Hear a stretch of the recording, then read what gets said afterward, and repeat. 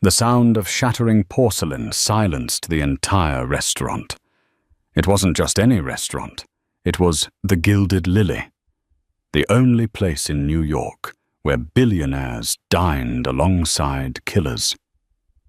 Aria, a 22-year-old bus girl invisible to the world, froze as the shards of a $300 plate scattered across the polished Italian shoes of the most dangerous man in the city. Every guest held their breath, expecting a gunshot. Instead, Dante Moretti, the capo who ran the East Coast, slowly stood up. He didn't look at the mess. He looked at her. He raised one finger, pointed at her trembling figure, and gave a command that changed history. "That girl, in my car. Now." The Gilded Lily smelled of truffle oil, old money, and fear.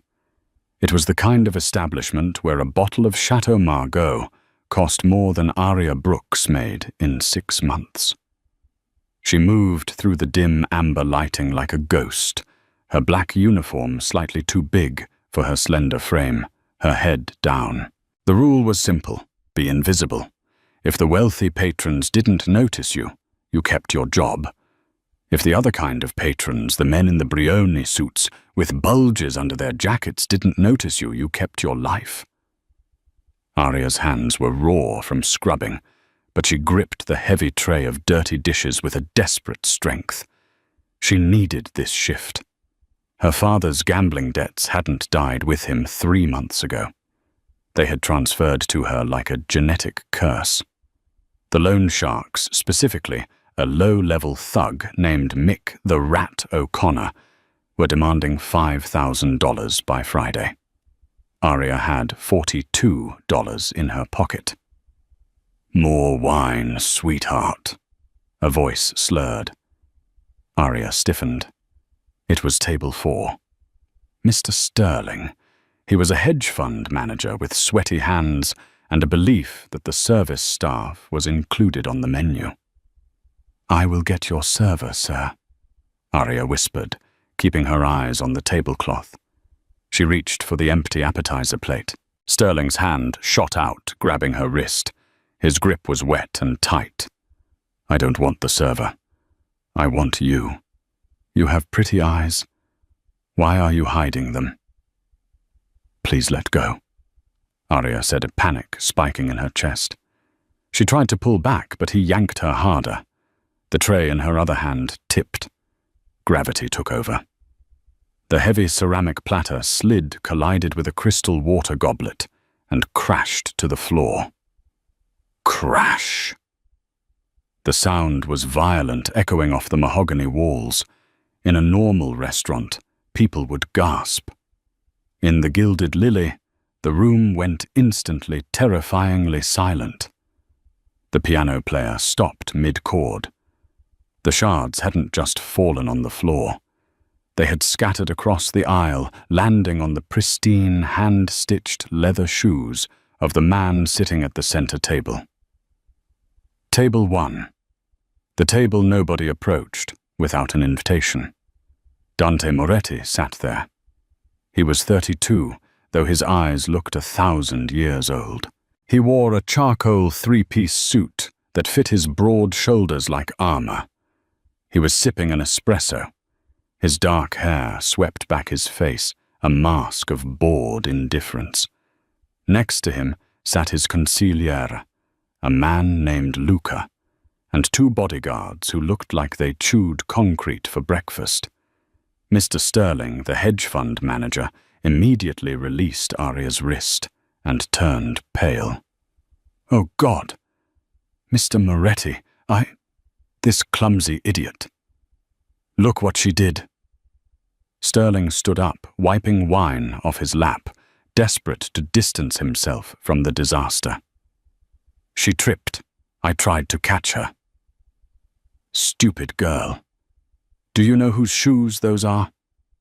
Sterling shouted at Aria, his voice cracking. Aria was on her knees, her hands trembling as she reached for the sharp porcelain.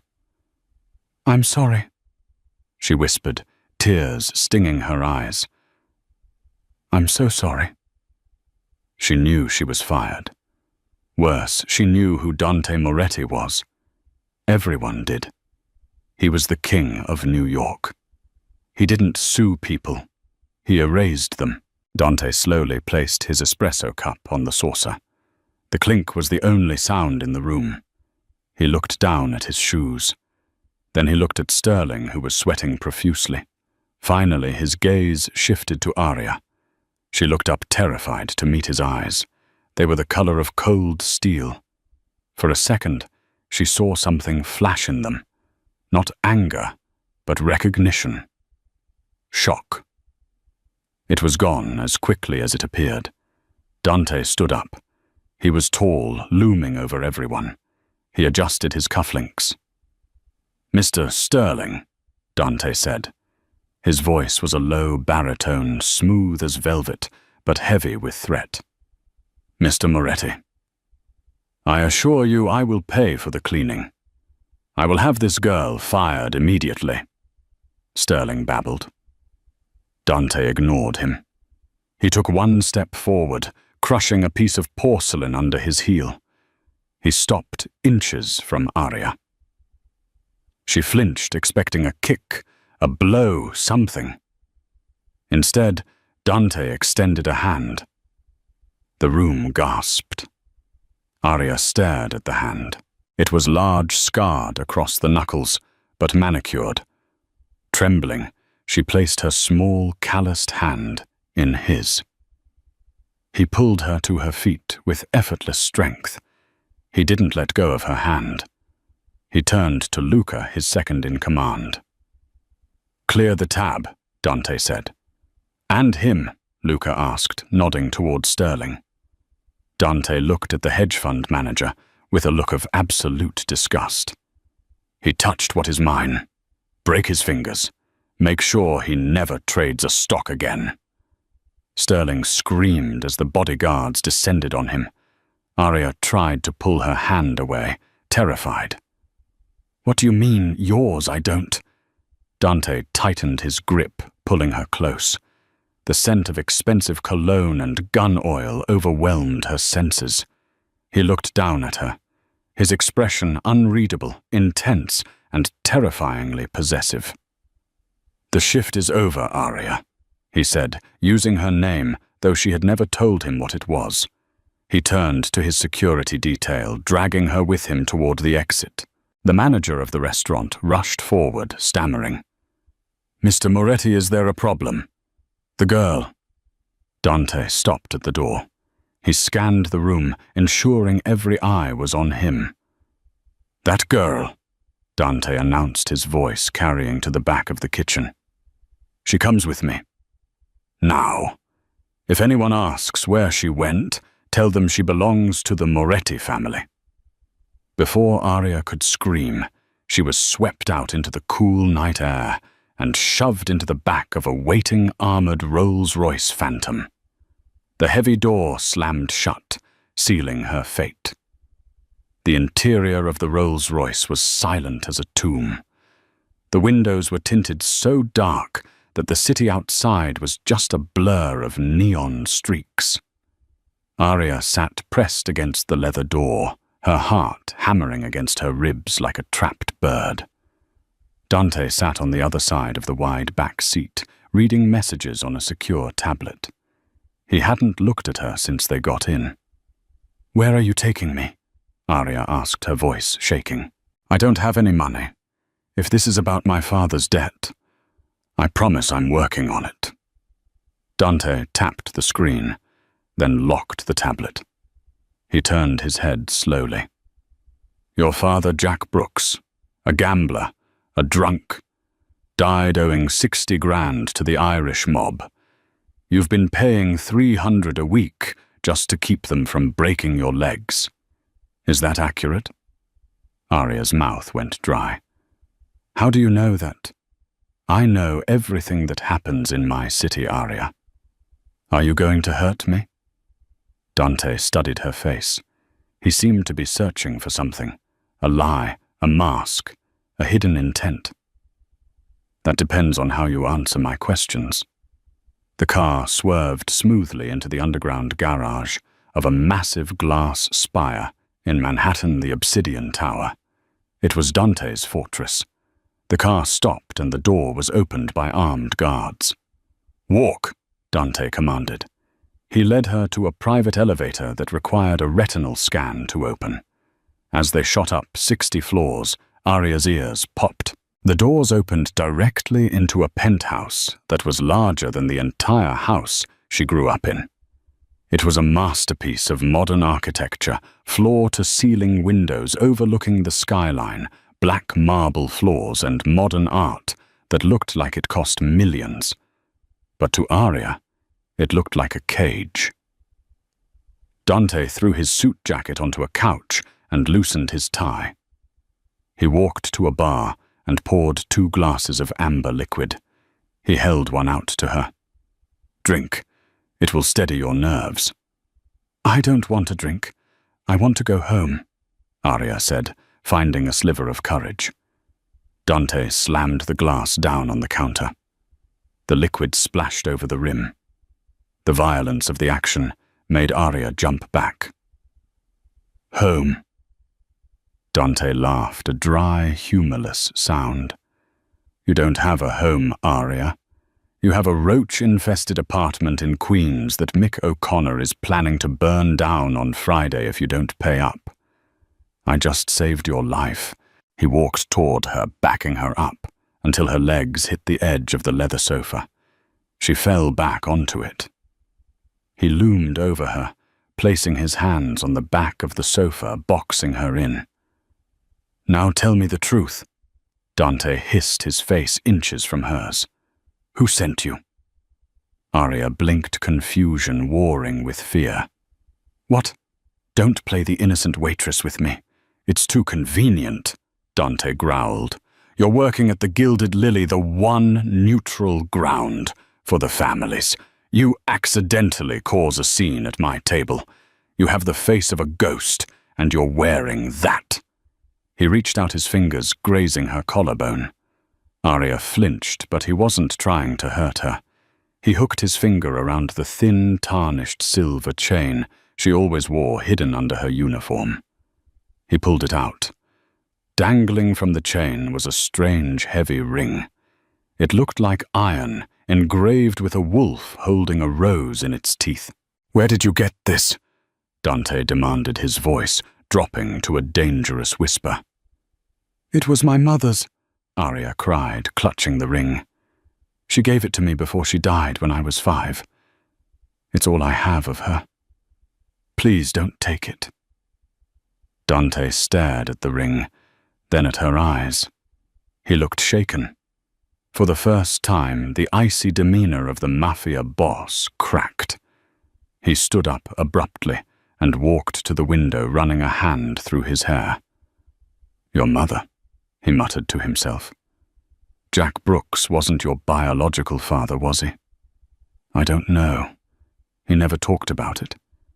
He just said, 'My mother was a mistake he made in Italy.'"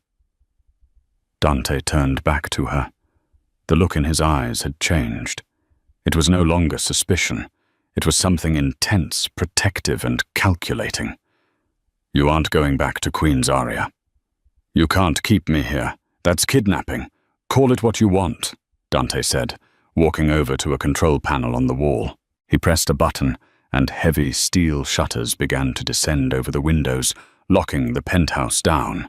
"You are the most dangerous loose end in this city right now. If the Rossi family finds out who you really are, they won't just kill you. They will start a war that burns New York to the ground." "Who am I?" Aria whispered, the weight of the situation crushing her. Dante looked at her, his expression grim. "You're the key to the vault, Aria. And you're the daughter of the man I killed 10 years ago." Aria didn't sleep that night. She sat in the corner of the guest room, which was more luxurious than any hotel suite, clutching a pillow. The door was locked from the outside. "The man I killed." The words echoed in her mind. Dante Moretti, Her captor had killed her biological father. And who was he? Why did a simple silver ring make the most powerful man in the city look like he had seen a ghost? Morning came with a soft chime at the door. It unlocked. A woman in a crisp grey suit entered, pushing a cart. "Good morning, Miss Brooks. Mr. Moretti has requested your presence for breakfast. I have brought you fresh clothes. Your uniform has been incinerated." Arya looked at the clothes. A white silk blouse, tailored black trousers and shoes that looked impossibly expensive. She changed quickly, realizing she had no choice. She had to play along until she could find a way out. She followed the woman to the terrace. Dante was sitting at a glass table drinking coffee. The view of Central Park was breathtaking, but Arya only saw the drop. "Sit," Dante said, not looking up from a newspaper. Arya sat. "I want answers, Dante. You drop a bomb like that and lock me in a room." Dante folded the paper. He looked tired. "You have your mother's temper. I remember that. You knew her, briefly, years ago, before she ran away to America with a gambler to hide you." Dante took a sip of coffee. "The ring you wear is the crest of the Valentinetti family, the old kings of Sicily." Arya laughed nervously. "I'm Italian, sure, but royalty, you're insane." "Not royalty," Dante corrected. "Mafia royalty. Your father was Lorenzo Valentinetti. He was the capo dei capi, the boss of bosses. He controlled the trade routes from Europe to the US. But he had a secret vault, a ledger digital and physical containing the dirt on every corrupt politician, judge and rival family in the world. It's worth billions. It's leverage that makes you untouchable. What does this have to do with me? When Lorenzo died, when I took his territory, the ledger vanished. The rumor was he encoded the location into a biological key, a scan, DNA. Or, he pointed to the ring, an object entrusted to his heir. Arya looked down at the ring. "It's just a piece of metal." "To you, yes. To the Rossi family, who are currently my biggest rivals, it is the ultimate weapon. If Vinnie Rossi knows you exist, he will peel the skin off your bones to get that ring, and the password only you might know." "I don't know any password," Arya shouted. "You might not know that you know it," Dante said calmly. "It could be a lullaby, a date, a phrase." Suddenly Dante's phone buzzed. He picked it up and his face hardened. "We have a problem." "What?" "Mick the Rat, the loan shark you owe money to. He's been bragging in a bar in the Bronx that he has leverage over a girl who was just picked up by Dante Moretti. He's trying to sell your information to Vinnie Rossi." Dante stood up, buttoning his jacket. "I have to handle this." "You're going to kill him?" Arya asked, horrified. "I'm going to negotiate," Dante said, checking the gun in his shoulder holster. "Stay here. Do not open the door for anyone but me or Luca." "Take me with you," Arya said suddenly. Dante stopped. "Absolutely not. He has my ID, my birth certificate, photos of my mother. If you go in there shooting, he might burn them. Or the police might find them. You said I need to disappear. I can't disappear if my life is in his filing cabinet." Dante looked at her with grudging respect. "You're brave. Stupid but brave." "I'm desperate," she corrected, "and I'm tired of being afraid of men like him." Dante considered it. "Fine. But you stay in the car. If you step 1 foot on the pavement, I will chain you to the radiator when we get back." The ride to the Bronx was tense. Arya watched Dante check his weapon. He was a killer, yes. But strangely she felt safer in this armored car with him than she ever had in her apartment. They pulled up to a grimy dive bar called the Shamrock. "Stay," Dante commanded. He got out, followed by Luca and 2 guards. Aria watched through the tinted glass. She saw them enter the bar. 5 minutes passed, then 10. Suddenly the back door of the bar kicked open. Mick. The rat came stumbling out, clutching a bag, running towards the alley. He was escaping, and he was holding a battered metal box, her father's lockbox. Aria didn't think. She didn't remember Dante's warning. She saw her mother's photos, her only connection to her past, running away. She opened the car door and sprinted. "Hey!" Mick shouted as he saw her. He pulled a knife. "You little witch, you brought the heat on me." Aria froze the knife, glinting in the sunlight. She was 10 feet away from him in a dirty alley. Mick lunged. Bang! A single shot rang out. Mick's knife clattered to the ground.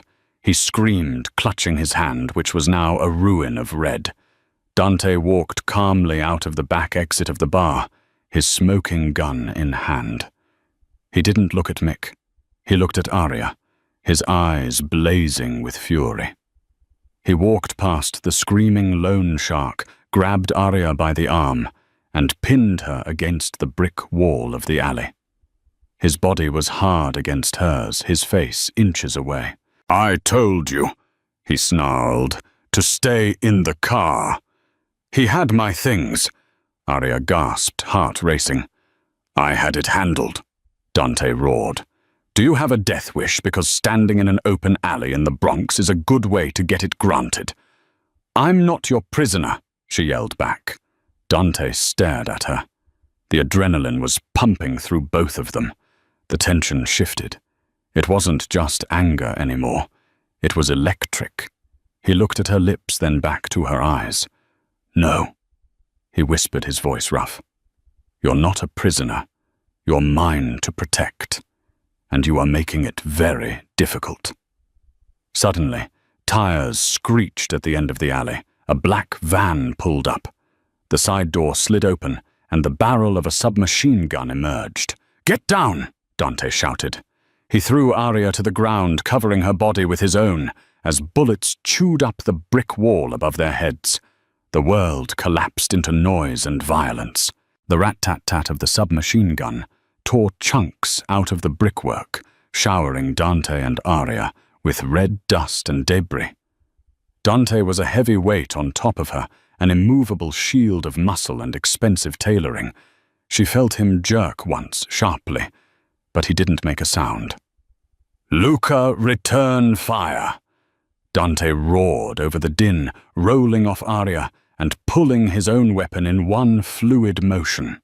Luca and the other bodyguard, who had taken cover behind the armored Rolls-Royce, opened up with their own sidearms. The alley became a deafening echo chamber of gunfire. The black van's tires squealed, and it peeled away, leaving the smell of burnt rubber and cordite hanging heavy in the air.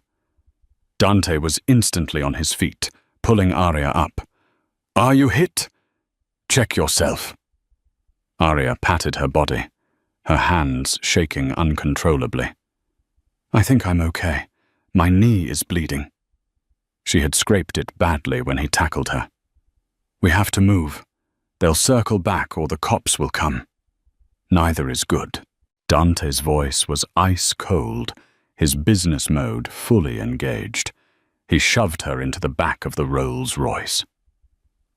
As they sped away, leaving the groaning Mick O'Connor and the chaos of the Bronx behind Aria, noticed a dark stain spreading on the left shoulder of Dante's grey suit jacket.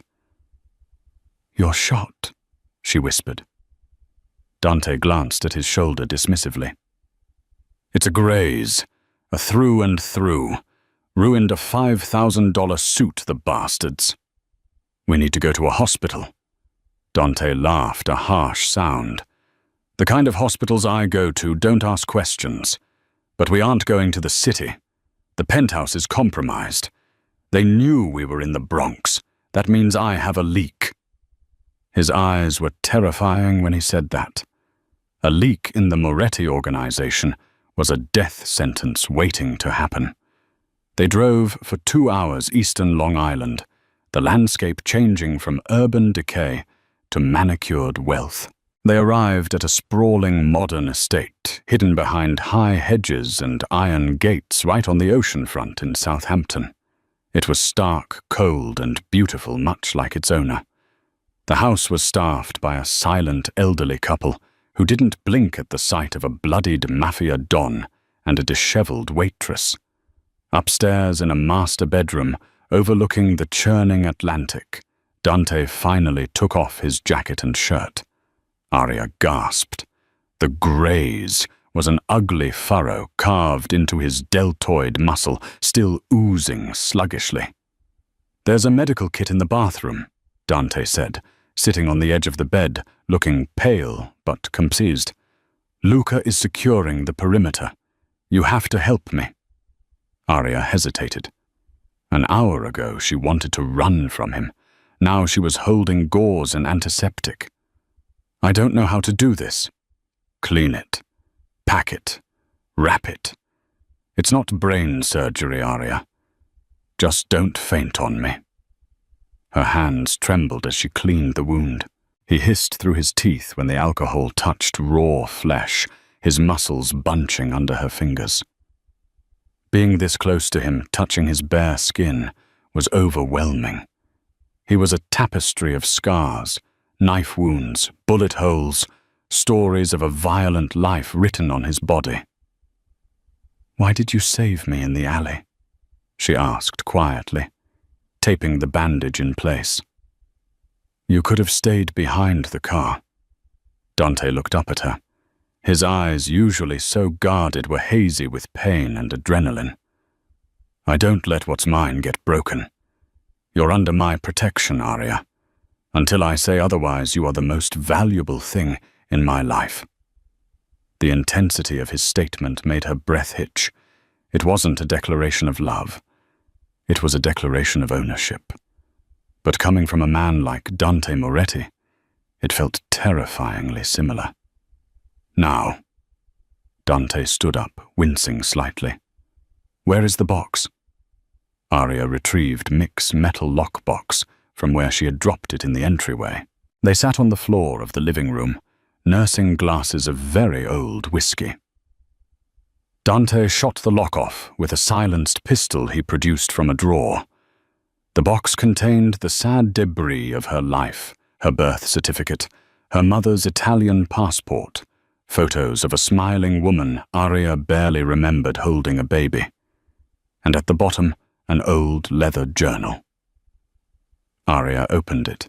It was written in Italian. "I can't read this," she said. Dante took it gently. He scanned the first few pages, his brow furrowing deeper with every line. The silence stretched taut. "What does it say?" Arya demanded. Dante looked up, and the expression on his face chilled her to the bone. It was a look of profound betrayal. "It's your mother's diary," Dante said slowly. "She writes about Lorenzo, how much she loved him, and she writes about why she ran. It wasn't just to hide you from his enemies, Arya. She was hiding you from his allies." He turned the book so she could see a passage. He pointed to a name written over and over again. Salvatore Moretti. "My father," Dante whispered. "Before I killed Lorenzo, my father was his underboss. According to this, my father was the one who tipped off the feds to Lorenzo's operations years ago. He set Lorenzo up to fall so he could take over. Your mother discovered it. She knew my father would kill her and you to keep the secret buried." The implications hit Arya like a physical blow. The feud between their families wasn't just business. It was foundational. "Your father betrayed mine," Arya said, her voice hollow. "And then I killed yours to clean up my father's mess," Dante finished grimly. "The history between us, it's painted in blood, Arya." The air in the seaside mansion became suffocating. They were inextricably linked by a past they hadn't chosen, bound together by sins of their fathers. "So what happens now?" Arya asked, feeling tears prick her eyes. Dante reached out his hand, hovering near her face before he dropped it. Now I have to find the rat who sold us out in the Bronx, and I have to finish the war my father started. But first," he finished his whiskey in one gulp, "first we sleep. Tomorrow we hunt." He led her to a guest room, checked the windows, locked the door, and then, surprisingly, didn't leave. He sat in the armchair in the corner, his gun on his lap. "Sleep, Arya. I'll watch." She didn't think she could sleep knowing he was there watching her. But exhaustion was a powerful drug. The last thing she saw before she drifted off was the silhouette of the King of New York guarding her like a dragon guarding its hoard. The next 2 days at the Hamptons safe house were a strange interlude of peace. It was the eye of the storm. Dante spent most of his time on encrypted phone calls on the terrace, barking orders in Italian that sounded like distant thunder. Luca and 4 other heavily armed guards patrolled the perimeter. Arya confined to the house, and the immediate grounds felt like a prized bird in a gilded cage. Yet her feelings toward her captor were becoming dangerously complicated. Dante was ruthless, yes. He had Luca break the fingers of a gardener he suspected of being too chatty in town. But with Arya his rough edges softened. He insisted on changing his own bandage, but he let her help him put on his shirt, his eyes tracking her movements with an intensity that made her skin burn. Over dinner on the second night, steaks cooked rare by Dante himself, the atmosphere shifted. "I have to go back to the city tonight," Dante said, cutting his meat with surgical precision. Arya dropped her fork. "You're leaving me here. It's safer. I've located the leak. It's a capo in Queens. I have to make an example of him personally. If I don't, I look weak. And in this life, weak means dead." "How long will you be gone?" She hated the note of neediness in her voice. 24 hours. Luca stays here. Rocco and Vinny, the guards, stay too. The house is a fortress. You don't leave the indoors. Understood? "I'm not a child, Dante." He stopped eating and looked at her. "No, you are a target. Vinny Rossi knows I have you now. He knows you're Valentinetti's daughter. He will tear the city apart to find you. Do not test me on this, Arya." He left at midnight. Before he got into the car, he did something that shocked them both. He grabbed the back of her neck and pulled her in for a searing, bruising kiss. It tasted of coffee and possession.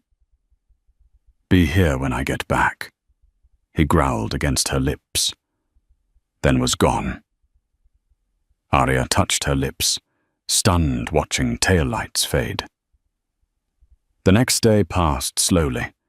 The air was thick with impending rain and anxiety. Luca was constantly checking monitors in the security room. Around 4:00 p.m., a delivery van pulled up to the front gate. "Expecting anything?" Arya asked Luca, who was in the kitchen getting coffee. "No." Luca frowned, speaking into his radio. "Rocco, check the gate. Who is that?" Rocco, the burly guard patrolling the front, walked toward the intercom.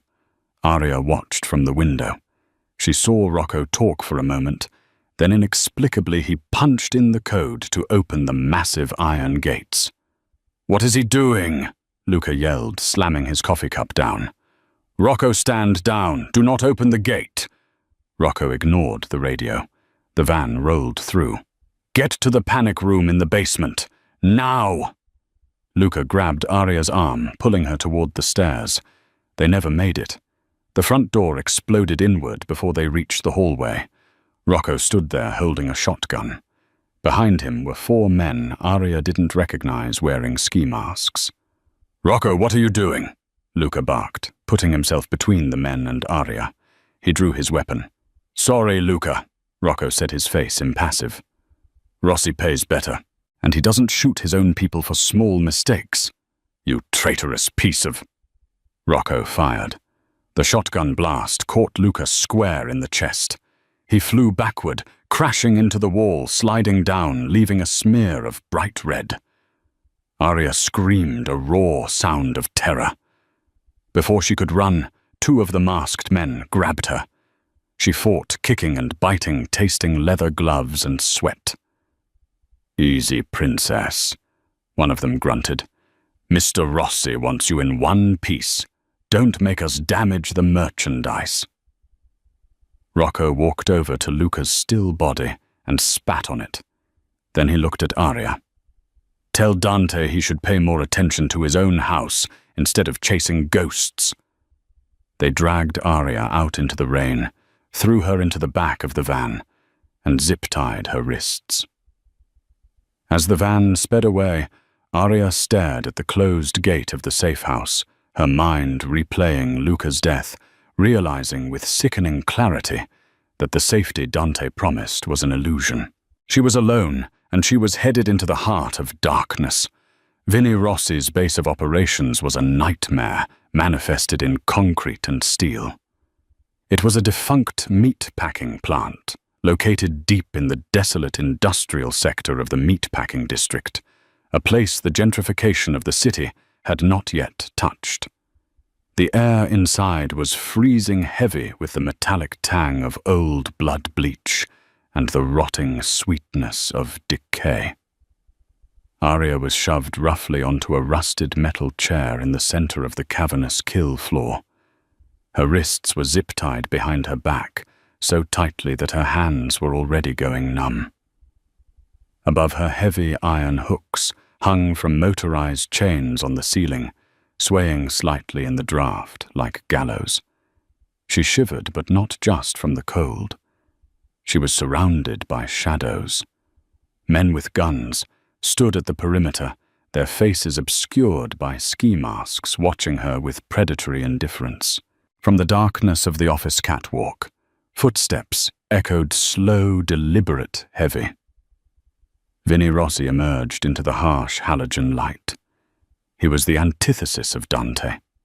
Where Dante was polished granite and ice, Vinnie was grease and heat. He was shorter, with a paunch straining against a cheap silk shirt, and he smelled overpowering of stale cigar smoke and expensive tacky cologne. His eyes were like polished black stones, devoid of warmth or mercy. So, Vinnie sneered, descending the metal stairs. The sound clanged through the empty space. The lost princess returns to the mud. Aria Valentinetti. You look just like your whore mother, you know that. Aria lifted her chin. Her heart was hammering against her ribs like a trapped bird, but she refused to cower. She had spent the last 3 days watching Dante Moretti command rooms with silence. She tried to channel just a fraction of that steel.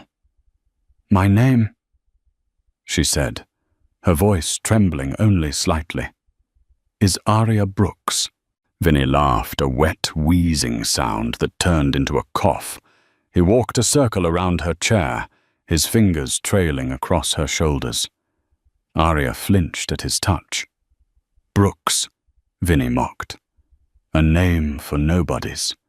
A name for people who scrub floors. You are somebody, sweetheart. You are the key to the kingdom. You are the walking, breathing vault of Lorenzo Valentinetti." He stopped in front of her, leaning down until his face was inches from hers. His breath was foul. "Where is the ledger, Aria?" "I don't know what you're talking about," she insisted, tears stinging her eyes. "Dante told me about it, but I've never seen it.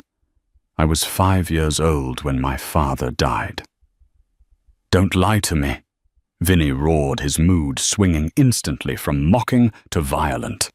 He backhanded her across the face.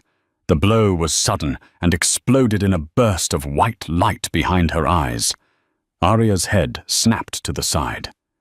She tasted the copper tang of blood where her tooth cut her lip. Lorenzo wouldn't leave his legacy unguarded, Vinny hissed, grabbing her chin and forcing her to look at him. He left it with you. What did he give you, a key? A sequence of numbers. A nursery rhyme. Nothing. Aria cried out. Please, I don't know. Vinny's eyes dropped to her hand. He grabbed her left hand, twisting her wrist painfully to examine the silver ring. The wolf crest seemed to mock him, sealed shut. This, Vinny muttered, obsession glazing his eyes. It's always about the ring with you people. The old king's seal. Is the code inside it? Is it etched on the band? He yanked at the ring. It wouldn't budge. It was as if the metal had fused to her skin. It stuck. Aria gasped. Stuck. Vinny smiled, and it was a terrifying expression. He reached into his pocket and pulled out a switchblade. With a flick of his wrist, the blade snapped open, glinting under the industrial lights. There are ways to solve stuck, princess. If the ring won't come off the finger, we take the finger off the hand. Aria stared at the blade, horror seizing her chest. Dante will kill you for this. He will burn this whole city to find me. Vinny laughed, but there was a nervous edge to it. Dante is busy cleaning up a mess in Queens that I created. I sent him on a wild goose chase. By the time the great Dante Moretti realizes his little bird has flown the coop, I'll have the ledger, and you'll be fish food floating at the bottom of the Hudson. Across the river in a warehouse in Queens, the air was silent. Dante Moretti stood over the broken body of the capo, who had betrayed the location of the safe house. The man was dead. Justice had been served. But Dante felt no satisfaction, only a gnawing cold dread in the pit of his stomach. His phone buzzed in his pocket. He pulled it out with a bloodied hand. It was a message from an unknown number. No text, just 2 images. The first was a grainy photo of Luca lying dead in the hallway of the Hamptons estate. Dante's jaw tightened. Luca had been his brother in everything but blood. The second photo stopped his heart. It was Aria. She was tied to a chair in a place that looked like a slaughterhouse. Her head was lolled to the side, and a thin trickle of blood was running from her lip. The sound that ripped from Dante's throat was not human. It was a guttural roar of pure, unadulterated fury that made his own soldiers step back in genuine fear. Dante wasn't a man who lost control. He was the Ice King. But the ice had just shattered, revealing an inferno beneath. Boss? His new second-in-command, a harsh man named Soul, asked tentatively. What is it? Dante looked up. His eyes were void of business, void of strategy. They contained only murder. They have her. Dante whispered the words, sounding like grinding stones. Rossi has her. It's a trap, Dante. Taupo urged, checking his watch. Rossi wants you to come charging in. He'll have 50 guys waiting in the rafters. We need to plan. Plan. Dante interrupted, his voice terrifyingly quiet. He walked to the trunk of his car and popped it open, revealing an arsenal of military-grade weaponry. He picked up 2 assault rifles and tossed one to Sal. Call everyone, Dante commanded, checking the magazine of a handgun. Soldiers, associates, street runners, anyone who owes the Moretti name a favor. We are going to the meat-packing district. And what are the orders? Sal asked, racking the slide of the rifle. Dante turned to him, his silhouette framed by the city lights. Scorched earth, Dante said. We burn it to the ground. No one gets out of that building alive. Except the girl. Back in the meatpacking plant, time was running out. Vinny held the knife blade against the skin of Arya's finger, just above the knuckle. He was sweating profusely now, his patience eroding. "Last chance, Arya. How do I open the ledger?" Arya closed her eyes, trembling uncontrollably. She tried to retreat into her mind, to find a happy memory to hold on to before the pain started.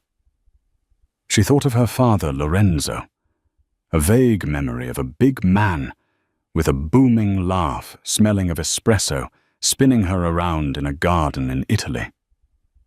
What did he used to say about the ring? The wolf. The wolf waits. "I'm going to count to 3, Vinny threatened, pressing the blade down. A drop of blood welled up. 1, Arya sobbed. "I don't know.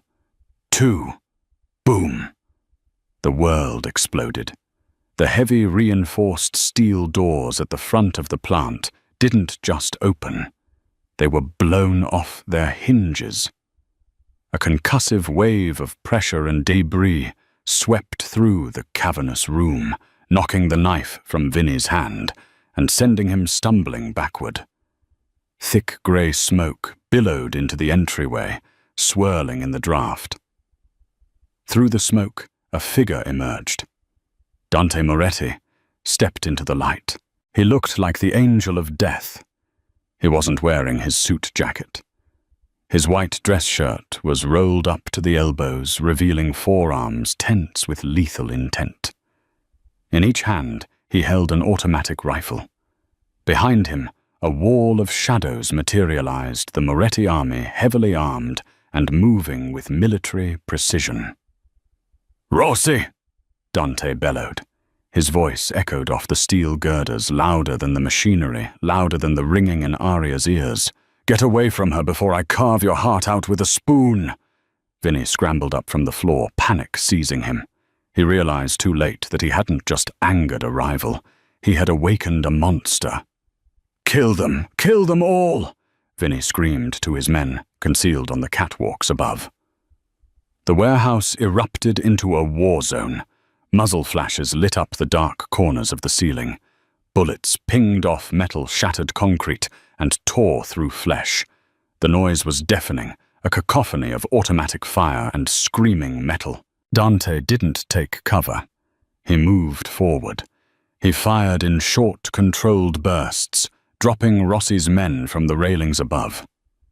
He was a force of nature, cutting a path straight through the chaos toward the center of the room. His eyes never left Arya. Vinny, realizing his men were falling too fast, made a desperate move. He lunged for Arya. He grabbed her by the hair, hauling her up from the chair. He wrapped his arm around her throat, pulling her body against his as a human shield. He snatched his knife from the floor and pressed it against her jugular vein. "You want her, Moretti?" Vinny shrieked, his voice cracking with terror, as Dante closed the distance to 20 yards. "Come and get her. But take one more step, and I paint the floor with her blood." Dante stopped. He dropped the empty rifles. His hands hovered over the pistols at his waist. The room went momentarily silent, save for the echoes of gunfire and heavy breathing. Arya looked across the distance. She saw Dante's chest heaving, saw the blood on his shirt, saw the absolute terror masked behind his rage. He had come for her. He had burned the city for her. And in that moment, looking at him, Arya realized she couldn't just be the damsel anymore. The warehouse was a cavern of deafening noise and blinding flashes. The air tasted of copper cordite and the sour stench of Vinny Rossi's fear. Arya was being dragged backward, her heels skidding uselessly against the slick, grime-coated concrete floor. Vinny's arm was a vice around her throat, cutting off her air, while his other hand pressed the cold, serrated edge of the switchblade against the soft skin under her jaw. "Back off. I swear to God. Moretti, I'll open her up right here, Vinny screamed, his voice cracking with hysteria. He sounded like a cornered rat, dangerous and unpredictable. 20 yards away, Dante Moretti was a silhouette of pure vengeance amidst the chaos. He moved through the storm of bullets with a terrifying, fluid grace.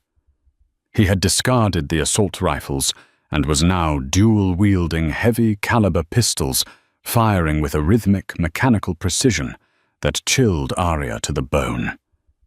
Bang. Bang. Two of Rossi's men on the upper catwalks crumpled, falling to the ground with sickening thuds. Dante didn't look at the bodies. He didn't look at the sparks flying from the machinery as bullets ricocheted around him. His eyes were locked entirely on Arya.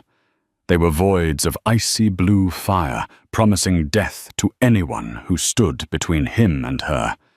He stepped over a dying gunman, without breaking stride, his face a mask of concentrated rage. "There is nowhere to run, Vinny." Dante's voice cut through the din, impossibly calm, compared to the violence surrounding him. It wasn't a shout. It was a judgment. "Let her go, and I'll make it quick. Keep holding her, and I will make your death last for days." "You think I'm stupid?" Vinny shrieked, tightening his grip. Arya gasped as the blade broke her skin, a warm trickle of blood sliding down her neck. "She's my ticket out. You want her. Drop the guns. Drop them, or she dies." Time seemed to slow down for Arya. The roar of the gunfight faded into a dull thrumming in her ears. She could feel Vinny's frantic heartbeat against her back, hammering like a bird trapped in a cage. But then she felt her own heart. It was pounding against her ribs, hard and heavy. But it wasn't beating with fear anymore. Throughout her life, Arya had been invisible. The busgirl, the debtor's daughter, the victim. She had spent the last 3 days being moved from one cage to another, protected by men, threatened by men, owned by men.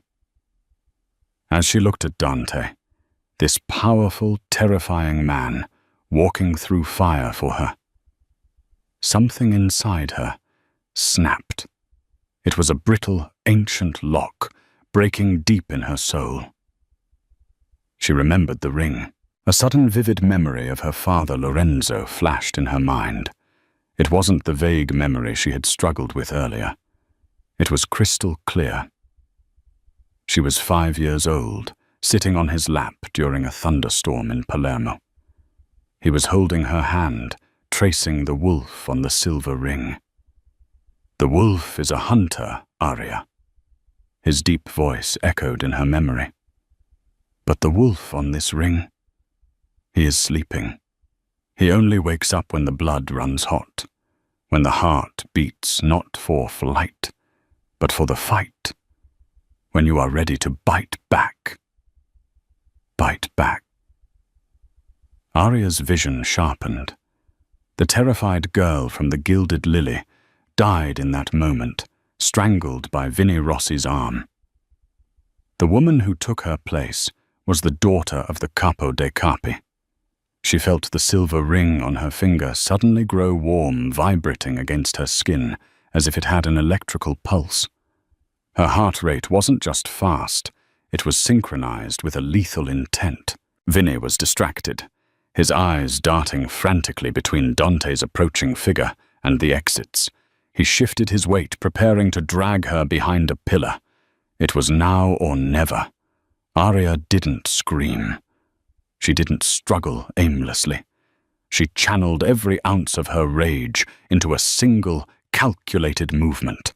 She lifted her right leg and stomped down with all her strength, driving the hard heel of her expensive boot directly into Vinny's instep. The sound of small bones crunching was audible even over the machinery. "Ugh!" Vinny howled, his grip loosening reflexively as pain shot up his leg. Arya didn't stop. She didn't try to run away. She threw her head back, using the back of her skull like a hammer, smashing it directly into Vinny's nose. There was a wet crack, and hot blood sprayed onto her cheek.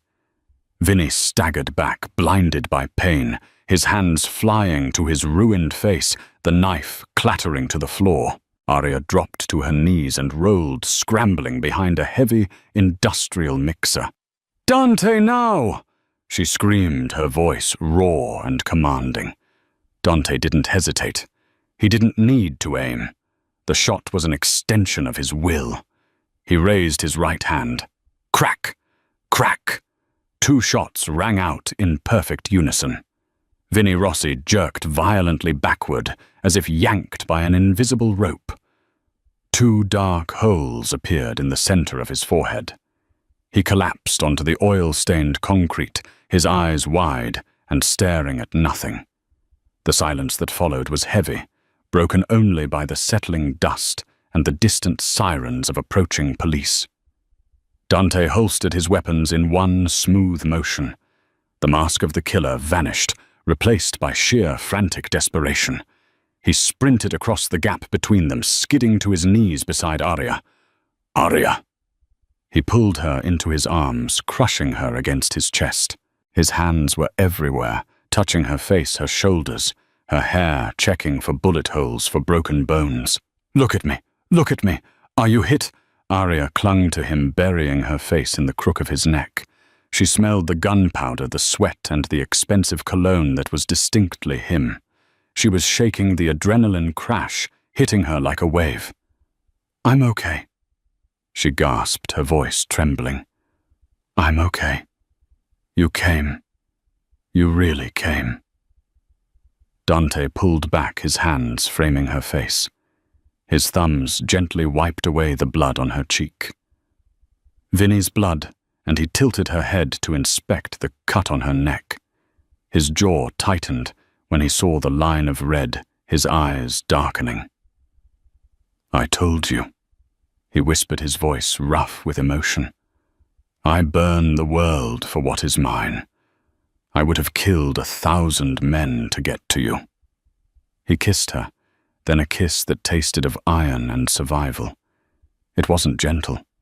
It was a desperate affirmation of life in the midst of death. Suddenly, a soft humming sound interrupted them. A cool blue light began to emanate from between their joined hands. Arya pulled back, eyes wide. "My hand. It's burning again." They looked down. The silver ring on her finger was glowing intensely. The tiny, intricate carving of the wolf had changed. The jaw, which had been clamped shut for 20 years, was now mechanically open. The biometric lock, Dante realized, staring at the artifact in awe. "I thought it was a myth. Lorenzo didn't use a password. He used a physiological trigger." "What do you mean?" Arya asked, breathless. "It reads your biometrics," Dante explained gently, taking her hand. "It monitors pulse, blood pressure, cortisol, and adrenaline. It was designed to stay locked during normal life, or even during fear-flight response. It only unlocks when the wearer enters a state of fight. Controlled aggression, the specific heart rate of a Valentinetti going to war." He carefully slid the ring off her finger. It came off effortlessly, now the internal clamps retracted. With delicate precision, Dante hinged the wolf's head back fully. Embedded inside the hollow chamber of the ring was a microchip no larger than a grain of rice. "The ledger," Dante whispered. "The blackmail files, the corrupt judges, the politicians, the bank accounts. It's all here. This chip is worth more than the entire island of Manhattan." Arya looked at the tiny chip, then at the carnage around them. She looked at Vinny Rossi's body, then at the loyal soldiers of the Moretti family securing the perimeter. Finally, she looked at Dante. She realized that the debt was gone. The fear was gone. She held the power to destroy the entire underworld, or to rule it. "What do we do with it?" she asked. Her voice was steady now. The tremor was gone. Dante looked at her, searching her eyes. He saw the change in her. She wasn't the waitress anymore. She was a queen who had just won her crown in blood. "Whatever you want, Aria," Dante said, placing the ring in her palm and closing her fingers over it. "We can destroy it, vanish and live on a beach in Italy, or we can use it. We can bring every family in the 5 boroughs to their knees. We can rule everything." Aria looked at the ring, then slid it back onto her finger. The blue light faded, but the wolf's jaw remained open ready. "We don't run," Aria said, her eyes matching the cold steel of his. "We stay. The Valentinetti and Moretti families are united now. Let them know we have the ledger. Let them know that if they come for us, they don't just face the wolf. They face the dragon, too." Dante smiled. It was the first time she had seen him smile with genuine joy. It was dangerous, sharp, and breathtakingly handsome. "As you wish, my queen." He stood up and offered her his hand. Aria took it, gripping it tight.